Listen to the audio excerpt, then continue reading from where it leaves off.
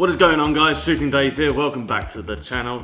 Today we're going to do something a little bit different. You see, we've been in this apartment now for around about 2 months, and although we love it, it doesn't really reflect us. So I think we should try and add our own little spin to it. So we're going to head out to Home Depot, grab up some supplies, and tackle some of this, because it's not looking the best, is it? And then we got something very cool coming for the far corner as well. Can't wait to show you guys that. Hopefully it'll turn up in the post any day now. So that'll be great. And yeah, so a little bit more of an update. We also got all of our stuff back from London. That arrived in a shipping container. So that was great. We've got all our pots and pans for the kitchen now and all of our lovely pictures. So anyway, let's get started. Off to Home Depot.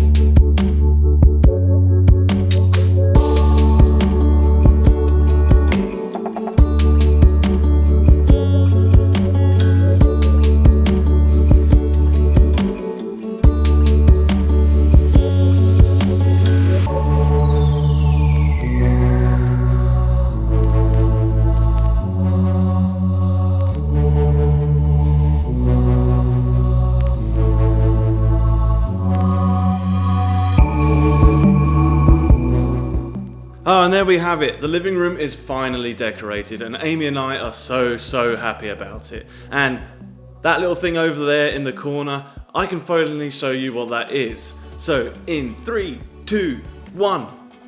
We actually now have our own neon sign. How good does it look? It's by a company called AOOS.com. I don't actually know how you pronounce that. I don't know.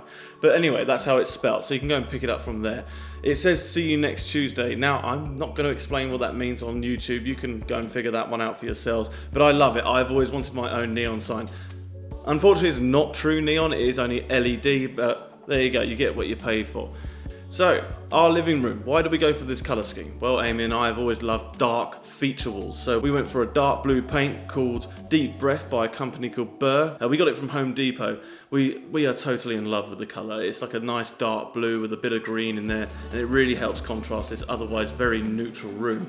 We left the door painted white, so it's nice and bright. It also acts quite nicely as like a little frame for me sitting here recording these videos to you. But we didn't buy this to be a YouTube studio. We bought it because it really fits our style. And then we also got a sofa from Wayfair along with a carpet from Wayfair. We got a coffee table from Ross Dress for Less, as well as a side table, and yeah, just a few other little things that we had in our London flat, like these picture frames up here. We actually bought those in Balham in London. One says T, one says L, one for Tooting, where we lived, one for London, where we're from. We should probably get a Venice or a Los Angeles one as well to go with it.